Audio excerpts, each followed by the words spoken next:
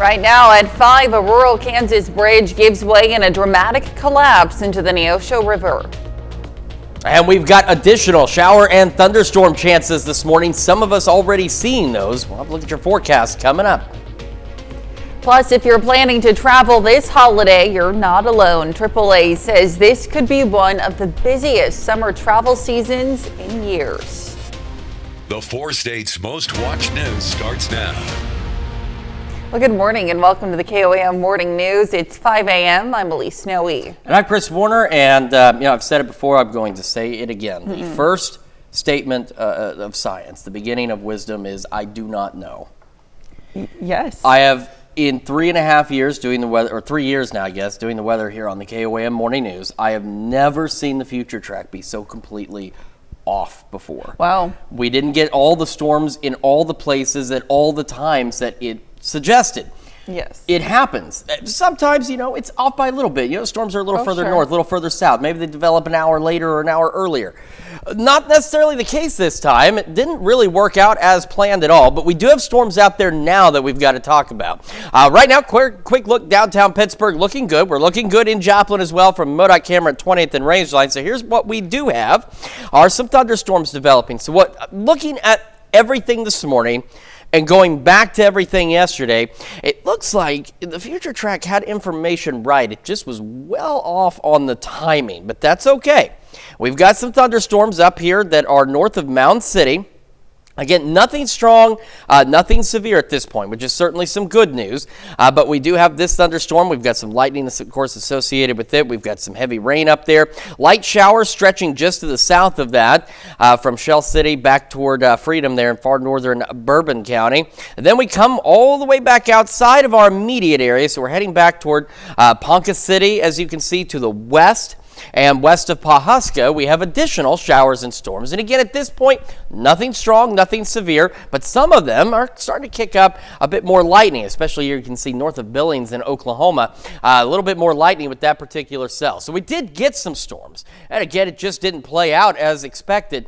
But we do have, you can see how quickly this new storm has fired up into Lynn County. And then out west, these storms fired up pretty quickly, but you can also see they're not moving a lot, similar to what we saw yesterday. So we're going to have to keep an eye on them and see where they go. But we can also get additional development really anywhere in between there. So we want to watch it through the morning. Again, not expecting any severe weather, but we do want to watch those storms, find out where they're going over the next little while. As we head into the noon hour, we're looking at maybe a little bit of a pause in some of the main thunderstorm activity before we'll see thunderstorms regenerate across the area heading into the afternoon. And we'll, again, not expect anything strong or severe, but we'll see that take place. And we get another break ahead of additional scattered showers and storms overnight tonight. We're at 75 in Joplin, 73 in Pittsburgh, and across the region, temperatures are in the low, mid, and upper 70s. Look at Miami at 79 right now this morning. So a very, very warm start. But then we get Neosho sitting at 70. So we've got a broad range of temperatures. We'll be into the upper 70s, near 80 by 9. We'll have some isolated storms at this point expected to stay mainly in the southeast Kansas. Then we'll see that break, and we'll see additional scattered storms increasing as we head through the afternoon, evening, and again overnight tonight with our highs. Most of us about the mid 80s, depending on who gets rain when and for how long. Some of you might get a little closer to 90. We're going to have a full look at your forecast. We're going to break down our storm chances today, tomorrow, and into Sunday, and talk about next week here in just a few more minutes. Elise? All right, Chris, thanks. So a bridge over the Neosho River south of St. Paul, Kansas is no more. It's collapsed into the river yesterday under the weight of a fallen tree. It's a dramatic sight. The steel bridge on Veterans Road is now mostly underwater. Neosho County authorities got the call around 11 yesterday morning about a large tree that had fallen onto the bridge, causing it to break apart. There were no vehicles on the bridge at the time, and the sheriff's office says no one was hurt. Neosho County deputies and road and bridge crews responded quickly and closed access to the bridge. The bridge had a posted weight limit of 3 tons. And authorities will seek charges in connection with a Joplin shooting incident from Wednesday night, but not for the shooting. Police say the incident happened just after 10:20 at a home on South Grand Avenue. According to authorities, Stephen Williams showed up uninvited to the home. Williams's ex-girlfriend claimed he then caused a disturbance. Another man at the home, Tegan Hasty, went outside to check for property damage when Williams approached him. During an altercation, Hasty was allegedly assaulted and Williams was shot. Williams was taken to a local hospital where he is in stable condition. Joplin police say they will pursue multiple charges against Williams, including trespassing, domestic assault, and vandalism. Williams is currently not in police custody. Authorities say they do not plan to seek charges against Hasty as they have determined he acted in self-defense. And to be the first to see breaking news, weather, and sports, you can download the KOAM News app. It's available free of charge in the Apple App Store and the Google Play Store. Just search for the KOAM News app. Well, Fort Scott Community College has a new president. The Board of Trustees has named Dr. Jack Welch to the role. He brings experience in both higher education leadership and previous work with FSCC in the Fort Scott community. Dr. Welch will oversee all operations and strategic direction for the college, officially stepping into the role on June 30th. And although the 4th of July is still more than a week away, the summer travel season officially kicks off tomorrow. And if you plan to hit the road, you're not alone. According to AAA, all 4 states in our region are expecting a surge in automobile travel, up by 9% compared to 2019.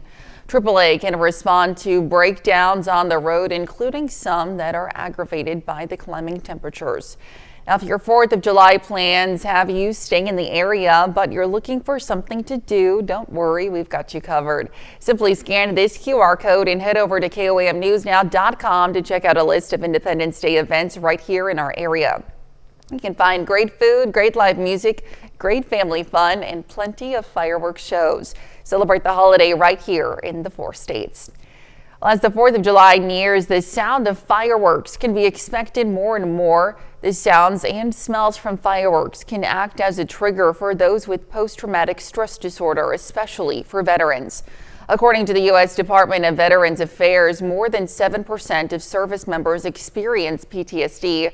The military liaison with Ozark Center in Joplin says the unexpectedness of fireworks, especially when people celebrate early, can be a trigger. Give them a heads up. Let them know that they're, going to be firing fireworks or anticipate that at whatever time it might be. The biggest thing is just to give the fair warning. Most fireworks stands now also carry silent fireworks, which could be a good option for those who want the 4th of July sights without the sounds. And that's a look at this morning's top stories and weather in our first 7 minutes, coming up on the KOAM Morning News. President Trump's budget deadline hits a snag as lawmakers prepare for the classified briefings on Iran. And we're tracking rain chances for today. We'll have what to expect with Chris Warner in the Sky Watch Weather Center. You're watching the KOAM Morning News. We'll be right back. Topping Nation Watch this morning, President Donald Trump's self-imposed deadline for getting the big GOP budget and border bill to his desk by the end of next week faces a new setback. Yesterday, the president held an event at the White House to push Congress to get the bill to his desk by July 4th, with the Senate Republicans vowing to work through this weekend. Meanwhile, his national security team is all in on defending U.S. strikes against Iranian nuclear sites over the weekend. Today, House lawmakers will receive a classified briefing following one for U.S. senators Thursday that left lawmakers split along party lines. Jared Hill has more from New York. It's President Donald Trump's last-minute push for Congress to pass his massive tax cuts and spending bill. We'll deliver a record tax cut, a record spending cut, a record investment in border security. His self-imposed deadline, July 4th. But the Republican package has faced setbacks in the Senate. Fiscal conservatives argue it adds too much to the deficit. Moderate Republicans worry about the tougher Medicaid requirements, and the Senate parliamentarians' issues with the Medicaid changes could send lawmakers back to the drawing board. Everything is challenging, but they're all speed bumps, and we have contingency plans. Senators are also split, this time along party lines, over President Trump's claims that nuclear sites in Iran were obliterated by U.S. strikes over the weekend. They received a classified briefing Thursday. It was effective. They blew these places up in a major league way. I walk away from that briefing still under the belief that we have not obliterated the program. Defense Secretary Pete Hegseth also defended the strikes in a news conference and scolded the media for how it was covered. You want to call it destroyed, you want to call it defeated, you want to call it obliterated, choose your word. This was an historically successful attack. Meanwhile, uncertainty over a possible meeting with Iran. President Trump said that it's happening next week. Yesterday, the White House press secretary said so far, no meetings are scheduled. Jared Hill, CBS News. Yesterday, President Trump said the U.S. has signed a trade agreement with China this week, though he gave no specifics. He also hinted that he wants to deal with India next. And still to come, a new survey reveals that public trust in the CDC has dropped, but support for local doctors has grown. Plus, Chris returns with another look at your Friday forecast. You're watching the KOAM Morning News. We'll be right back. An out-of-this-world high-tech tool will be used by scientists to study our planet, and they're giving us a first look at the incredible images being sent back. Patrick Cornell has that story in today's Take a Look at This. Brand new snapshots from space give us a creatively color-coded look at one of Earth's essential elements. The European Space Agency's freshly launched biomass satellite is tasked with studying carbon storage in some of the world's most remote locations. Its first set of test pics give us a glimpse of what to expect. Vibrant hues show off Bolivia, with green revealing rainforests, red forested floodplains and wetlands, blue-purple grasslands. The satellite's P-band synthetic aperture radar can also cut through deserts, such as this one in Chad, to detect subsurface features like the remains of ancient riverbeds and lakes, or give us a cool new topographic overview of volcanoes in Indonesia. The satellite is still being fine-tuned while in orbit, and scientists say once it's fully up to speed, it will provide crucial data on carbon storage, climate change, and the health of Earth's forest ecosystems. Back here on Earth, these ornery animals are back where they belong, but with big, full bellies. Wildwood Devon, a zoo in the UK, says the sticky situation started when 5-year-old brown bears Mish and Lucy escaped their enclosure. They darted straight towards a humongous selection of snacks, including slurping down a full week's worth of honey. Typical. These bears, potentially long-lost cousins of Winnie the Pooh, who will also go to great lengths to get a small smackerel of honey.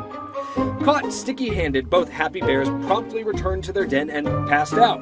Wildwood later saying it's happy for this tale and the, quote, smiles it brought to many faces, human and bear.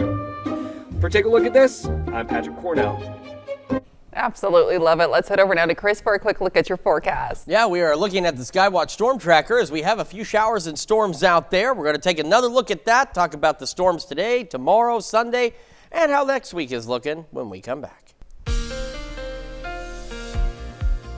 Welcome back to the KOAM Morning News, 5:20 now on this Friday morning. We've got some showers and thunderstorms out there. Now, in our immediate area, the closest we've got is this thunderstorm up here that is into parts of Lynn County in southeast Kansas. And again, nothing strong, nothing severe, which is certainly good. But you can see, even with this storm, there's a decent amount of lightning. We got 15 strikes with that one right now. So remember, even though storms aren't strong or severe, the lightning is still dangerous. The lightning doesn't care if the storm is strong or severe. And the lightning's come down a bit in this storm that's over by Ponca City, or just to the west, but you can also see it hasn't really moved much. 16 lightning strikes there, and earlier we had a few more than that. So we've got these storms. They're not moving a lot is the thing. So that's why we've got to watch and see exactly what they do here over the next 2 or 3 hours. And we also have, if you look close enough, see these little spotty showers. We've got one there. They don't look like much. There's one there.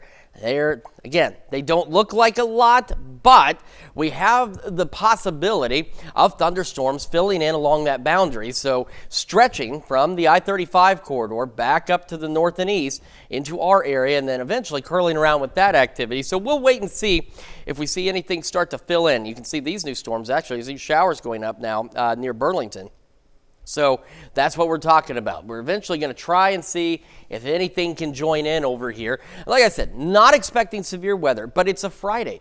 Maybe you've got the day off. Maybe you're heading out. You just want to make sure you're also paying close attention to the thunderstorm chances, because you don't want to be caught off guard. You don't want to be caught under some lightning. It's going to be a hot one today. It's going to be pretty toasty again tomorrow. So our temperatures today, tomorrow, are going to be a little lower, at least for some of us. But the heat index values are still going to be up there. We're looking at heat index values for many today into the low to mid 90s, but we still could see some triple digits, and we'll talk about that in a moment. Warming back up again by tomorrow afternoon, evening. We'll go back into the upper 80s, close to 90. Another fairly mild evening again, Saturday into Sunday. Sunday, we're looking at additional scattered shower and thunderstorm chances, but still temperatures heating up. And these storms are just going to kind of feed off of some of that energy. We're back into the upper 80s, low 90s, and that will be a little improvement as we head into our Monday. And that's temperatures now low to mid 80s for most of us out there. So some of us, in fact, not almost all of us, a little below normal. Excuse me. All right, so here's what we've got today.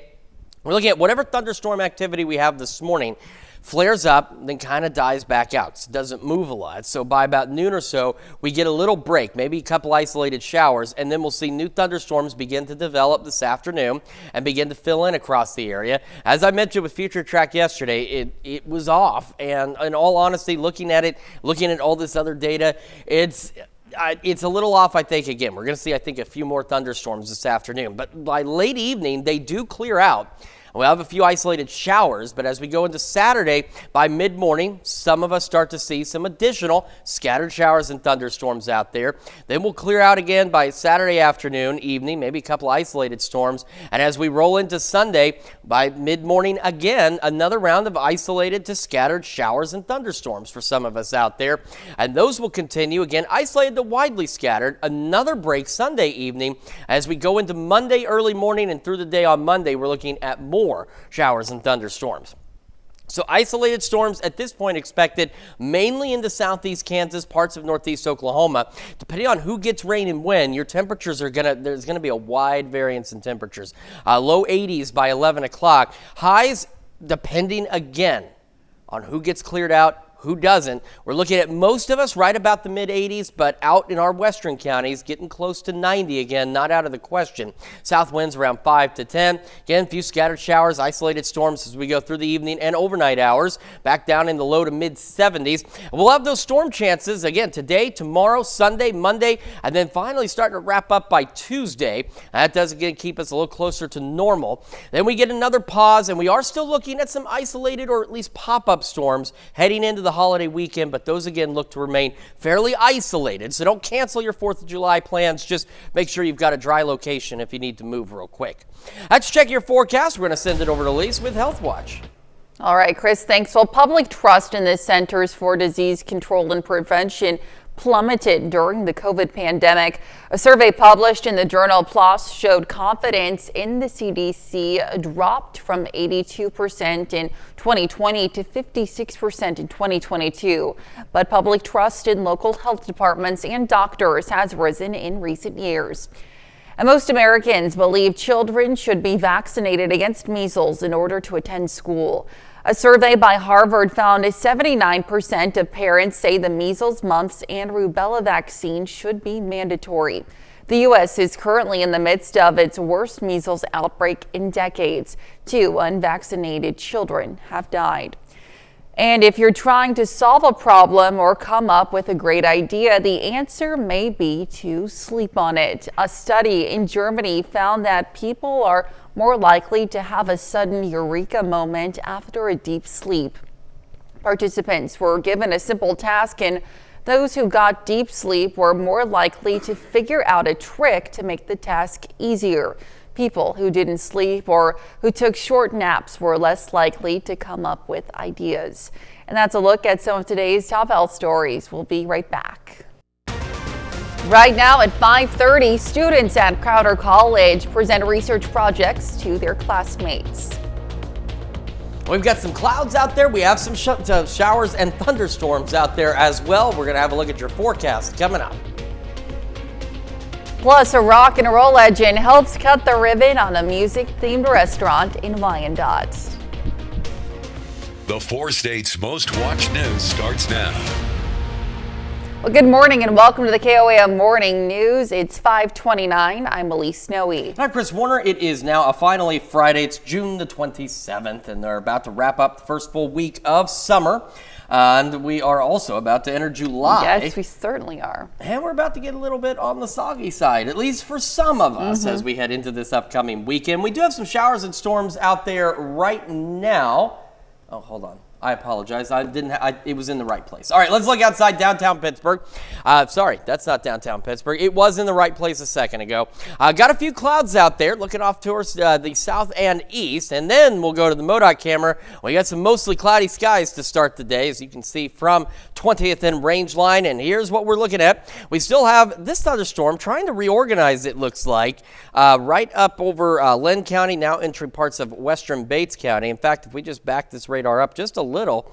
This is only going back 1 hour, and you can see how quickly it came together, and it is kind of picking back up in intensity out there. Again, nothing strong, nothing severe expected at this point, but we'll, of course, monitor those storms. And we did have these showers that are trying to fill in. You can see how they kind of flared up. They're also fizzling almost right back out near Burlington up into Coffee County. So we'll see if these actually manage to get going at any point this morning.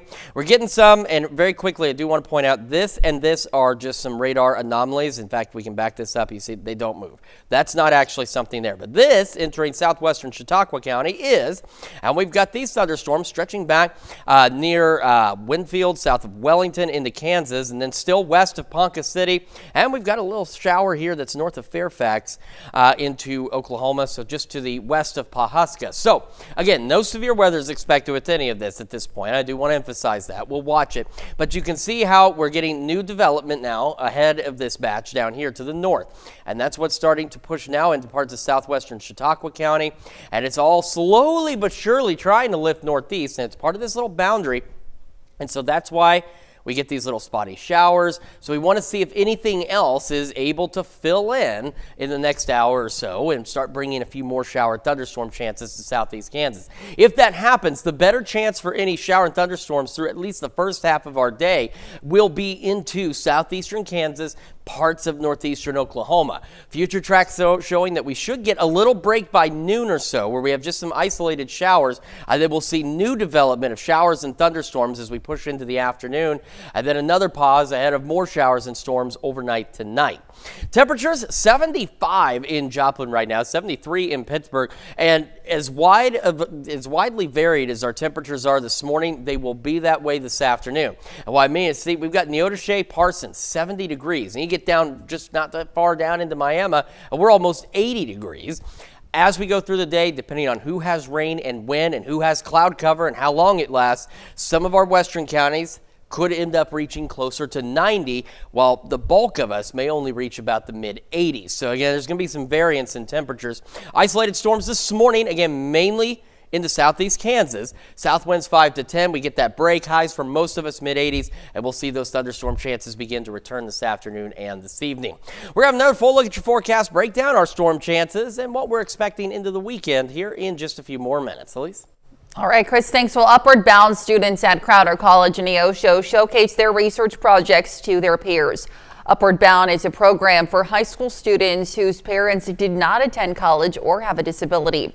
The students are required to attend research classes to help get them ready for college. The subjects range from creative writing and music theory and business law. We are trying to get our students ready for college. So again, we are just trying to mimic that collegiate research aspect, because a lot of our students are going to need to know how to do that when they get to college.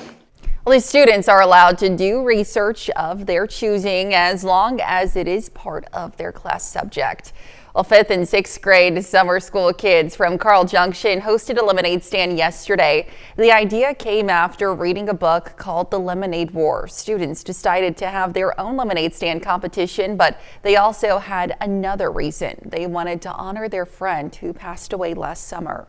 But then we were just having a competition at first, but then Ms. Smith had the idea to donate to the Addison's Disease Foundation in honor of our best friend, Sydney. The kids raised around $2,600 in honor of Sydney Weston. Freeman Health System offered a unique summer school opportunity yesterday. The Freeman Health Academy gives kids 16 and up an inside look at the healthcare industry. The potential young healthcare workers took advantage of job shadows, hands-on activities, and a hospital tour. I really want to learn just how the different things work. Obviously, not lots of people get to be in the OR and see surgery happening right there in front of them and standing over the surgeon's shoulder, and that's the experience that I had, and so that's what I'm hoping to learn, is just gain some of that experience. There are 2 additional camps in July and August. To find out more information, you can go to KOAMnewsnow.com. Well, the Pittsburgh Public Library is holding a summer program called Elementary Explorers. The library holds the program each Thursday for kids in 1st through 5th grade. Sessions focus on different topics such as art and science and gives kids an opportunity to engage in different crafts. Now, this week, the kids got to partake in a community project by painting rocks that will be placed outside the library. The Knights of Columbus Endowment Fund grants more than $77,000 to 17 local groups fighting to meet basic human needs in Crawford County. Established after the sale of the Knights of Columbus Tower, the endowment fund offers support to seniors, families, and those facing challenges in Southeast Kansas. We couldn't be happier. This is a real blessing for our council, and just to be able to help so many organizations in town that need a hand. This is a real blessing. Since 2021, the endowment has awarded more than $250,000 for more than 40 projects, from housing and health services to vital community support. The Eastern Shawnee Tribe is celebrating a major milestone, the opening of a new tribal government building on Highway 20. The building brings together administrative services that were once spread across multiple locations, including a flood-prone complex in Seneca. Now, for the first time, members can find everything in one place. The project was built without debt, fully funded by years of careful budgeting and growth. Well, first off, it means that we had to work cooperatively to do it. Secondly, it certainly means that we've had to budget and consider finances for many, many years, think in the future, and we've been able to do this building and to pay for it with cash so that we don't have any debt on it. That's extremely important to all of us, and then it makes it possible to begin with other new dreams. Now, leaders say it's not just a building, but a symbol of progress and a promise to the next generation to keep moving forward together. Indigo Sky Casino's new Rock and Brews restaurant and concert bar is now open for business. Now, right now, the Gene Simmons Band is rocking the stage with a free concert. Co-founded by Simmons himself, the venue promises plenty of fun, from watching sports and dancing to regular events like Taco Tuesday. Simmons praises the dedication it took to bring this project to life. We're so proud of how the Eastern Shawnee have stepped up and done wonders. Look at this place. It takes full commitment. It takes money. It takes the right people. It takes hiring the right chefs. And it takes the right staff, so who treat you like family when you first walk in through the door. The new Rock and Brews restaurant and concert bar features 15 screens for sports and entertainment viewing, a full-service concert bar, countertop gaming, and space for dancing. And that's a look at our top news stories coming up this half hour on the KOAM Morning News. New data reveals that the U.S. economy shrank more than expected in the first quarter. Plus, thousands of converted camping cots and suspension stretchers are being recalled due to a safety issue. We'll have the details. You're watching the KOAM Morning News. We'll be right back. In Consumer Watch this morning, more than 200,000 Converta camping cots and suspension stretchers have been recalled. The Consumer Product Safety Commission says there are at least 7 reports of the backrest pinching users' fingers, with 2 reports of finger fractures. Owners of the chairs are urged to stop using them and to contact the maker, the Coleman Company, for a free repair kit.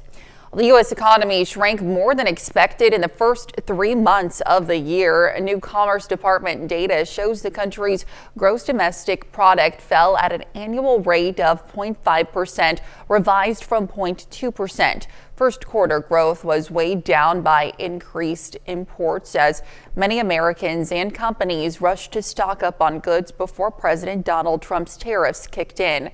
Yet data also showed that consumers pulled back on spending overall, up just 0.5% compared to a robust 4% in the last quarter of 2024.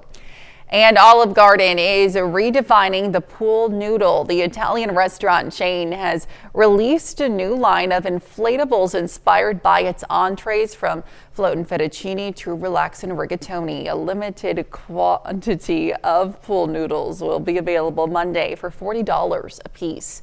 That's a look at Consumer Watch. Here's Chris with a quick look at your forecast. Yeah, we've got a beautiful sunrise from our camera at 7th and Rangeline. I mean, just look at the hues. You get the shadows there. You get some of those light beams. Looks amazing. But we also have showers and thunderstorms that we're watching as they roll into the area. We'll have another full look at your forecast. Take a look at the storms out there now and what we're expecting into this weekend when we come back. Well, which do you think farmers get paid more to produce, ice cream or butter? We have the answer in today's Ag Day Minute. I'm Clinton Griffiths with today's Ag Day Minute. Wells Fargo's releasing its own survey of how much this year's 4th of July cookout could cost you. Its economists calculating an at-home holiday party for 10 will cost $130, or about $13 per person.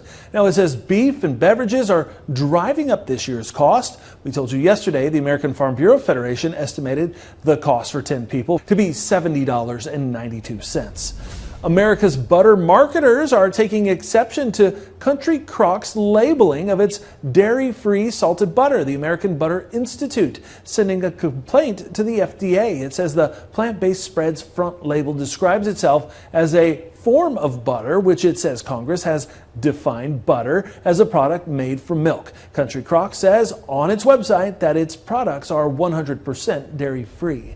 And speaking of dairy products, which do farmers get paid more to produce? Well, USDA's Economic Research Service looking into that question. You see the answer on your screen. It found farmers get paid the least for ice cream, about 19% of what consumers pay, because more things are added to ice cream once it leaves the farm. At the other end, butter is more than 80% milk fat, and payments to farmers for it exceeded the value of processing and marketing, so farmers get 57% of what consumers pay. For more Ag News, watch Ag Day weekdays on the station or get updates over at agweb.com.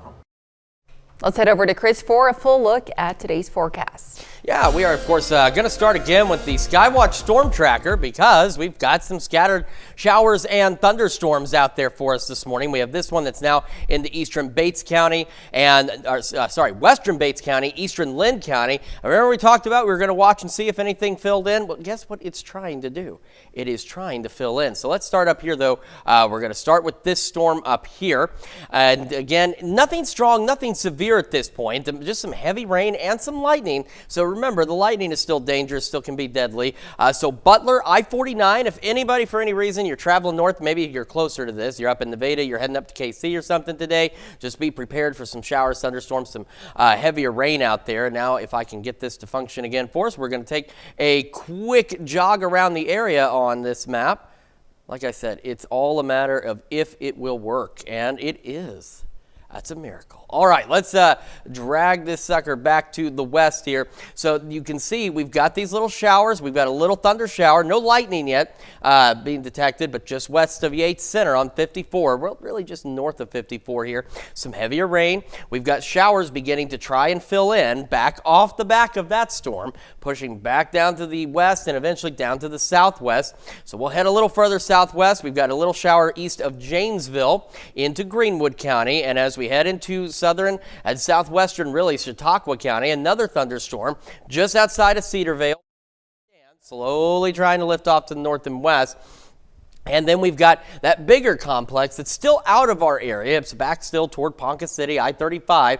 But you can see how it's all filling in pretty quickly. Like this little batch trying to die out, it's being taken over by this batch. We're getting pretty quick development along this boundary too. Take a look at how fast all of that flares up. So again, nothing strong or severe. It's just going to be increasing thunderstorm chances. And at this point, the expectation is that these storms, at least through the first half of the day, are A, going to be slow moving, and B, mainly be confined into southeastern Kansas, parts of northeast Oklahoma. They're supposed to, let me emphasize, supposed to die out by about noon, and we're going to be left with isolated showers and storms by noon. Then we get beyond that, and we should see increasing shower and thunderstorm chances. They're still going to be scattered, and you can see this now on Future Track. It will be scattered out there. Not everybody's going to be getting rain all at once. This is not an all-day washout, but we start today with shower and thunderstorm chances from now through at least next Tuesday. Overnight tonight into Saturday, another round of showers, thunderstorms. They'll be scattered. They'll be moving across the area. By mid-morning, you can see where we've got some of the thunder shower activity. We get another little pause in the activity by the afternoon and evening. That allows us to heat up again. That's why we're still going to be kind of toasty. A couple of isolated storms in the evening when you go back into Sunday, and another round of at least some scattered showers and thunderstorms out there, and those will continue, again, isolated to widely scattered as we push through Sunday. And then overnight Sunday into Monday, we get another system. We've got an actual cold front that's going to pass through, and it'll bring slightly more organized shower and thunderstorm activity. That sunrise at 7th and Rangeline just looks absolutely gorgeous this morning. Isolated storms, scattered storms, again, mainly into southeast Kansas this morning. Upper 70s by 8, low 80s by 11, and I do want to emphasize our highs today. Most of us should be in the mid 80s, but some of our farther northwestern counties may get a little closer to 90. You may clear out for a bit a little earlier, allowing you to heat up a little more. South winds 5 to 10. Again, widely scattered, isolated storms and such through the evening and overnight, back in the low to mid 70s. And that trend, as I mentioned, continues from now through at least Tuesday. We have that cold front coming through, so slightly better chances from Sunday night into Monday. Still hot this weekend. Still hot heading into the holiday weekend, back around 90. And we still have some pop-up storm chances out there. So again, just make sure you've got a dry place for the grill or for those fireworks if you get caught up under one of those storms. That's Check Your Forecast. We're going to send it over to Elise now with sports. All right, Chris, thanks. Well, last night was a beautiful night for baseball in the 4 states. Both of our local collegiate summer league teams had home games yesterday evening. Outlaws faced the Piney Woods Timberhawks for the 3rd time in as many days. Parker Wilson gets the start on the mound for Joplin. Now in the top of the 1st, the Tulsa native gets a swinging strikeout with his fastball, then another with the breaking ball. Bottom of the inning, Outlaws get right to work. Runner on base for Landon Midget, the Pitt State commit, and former Coffeyville Red Raven gets a base hit to center. Andre Jackson scores the first run of the game. Later in the 1st, runner on 3rd, Evan Aslaxon chops it in that direction, and it gets away from the 3rd baseman, and a run will score on the error. Outlaws up 2-0, but next half inning, Piney Woods responds. Garrett Sheffield crushes this pitch to deep left, just over the outstretched glove of Andre Jackson for a home run. But the Outlaws go on to win, a final score 6-2.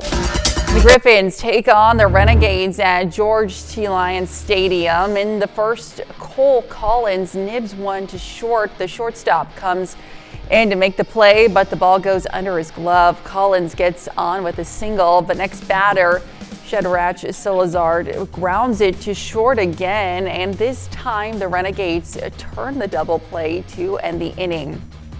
And we head to the 3rd. Jefferson City has runners on the corners. PJ Green pops it up. Rhett Hayes makes the catch and the infield, and it tags out the runner at 1st to turn the unassisted double play. Next inning, the Renegades have a runner on 2nd, and Luke Eastman drives one deep to left and over the fence for a 2-run homer. And Jefferson City cruises to a 5-1 victory over the Griffins. That's a look at sports. We'll be right back. Elephants in Hungary are getting a little help keeping cool. A heat wave is spreading across Europe this week. Budapest Zoo's animals keepers are helping their elephants stay cool by spraying them with water. Now, since the zoo's opening in 1866, animal enclosures have been designed to help animals cope with heat. The zookeepers say they provide space to choose between sunny or shady areas and potentially a pool. And in Alaska, a brown bear has something to smile about. 6-year-old Tundra, who lives at the Lake Superior Zoo in Minnesota, receiving a shiny new silver-colored canine tooth Monday in what is being called a first-of-its-kind procedure for a bear. The bear was put under sedation and fitted with the crown during the hour-long procedure. Tundra had a root canal 2 years ago on the same tooth. The zoo says the dental crowns is the largest one ever created. Yeah, I feel like animals have better health care than people sometimes. That's in my hometown too. Lake Superior Zoo, putting in the work. Well, and it's great that they're I want to emphasize, I love animals, and I think it's great they're taken care of. It's just sometimes with some of these stories we run, I swear they have better access to health care than what we do. But that's all right. They need it just as much as we do, I suppose.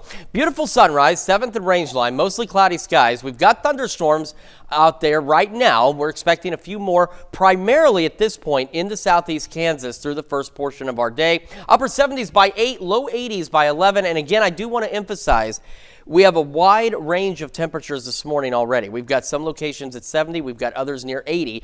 That's how our highs are going to be. So we're averaging about 85 for our high. However, some locations, especially our northwestern counties, might get a little more sunshine today, especially at peak heating. And so you may get a little closer to 90, maybe 91. So just keep that in mind. We're probably looking at a wide range of high temperatures today as well. South winds will be 5 to 10, scattered storms. Isolated scattered storms continue through the evening and overnight, so it's not rain everywhere all at once, back in the low 70s. And that's the case. It's isolated to widely scattered storms now through at least next Tuesday. Not rain everywhere all at once. Still hot through the weekend, heating up with some pop-up storms for the 4th. We'll be back with more after this.